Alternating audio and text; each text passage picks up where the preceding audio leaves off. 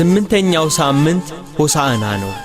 መዝሙረኛው ቅዱስ ዳዊት አስቀድሞ እንደተነበየው የኢየሩሳሌም ሕዝብ ሁሉ ወደ ከተማይቱ ወጥቶ አቤቱ እባክህ አድን፣ አቤቱ እባክህ አቅና እያለ በእግዚአብሔር ስም የሚመጣ ብሩክ ነው ይላል። ጌታችን ኢየሱስ ክርስቶስ ስለ ሰው ሲል ተላልፎ የሚሰጥበት ጊዜ ሲደርስ ወደ ኢየሩሳሌም ሊወጣ ተነሳ። ደብረ ዘይት በሚባል ተራራ አጠገብ ወዳለች ወደ ቤተ ፋጌና ወደ ቢታንያ ጌታችን ኢየሱስ ክርስቶስ በአህያ ውርንጭላ ላይ ተቀምጦ ወደ ኢየሩሳሌም ቀረበ።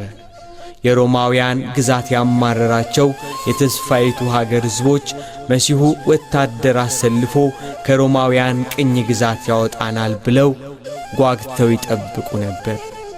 የኢየሱስ ክርስቶስ ተአምር የደረሳቸው ድንቅ ሥራውን የሰሙ ከበረከተው ኅብስት የተቋደሱ ፊቱን ማየት የናፈቁ ቃሉን መስማት የጓጉ ሁሉ ወደ ኢየሩሳሌም ሊቀበሉት ወጡ።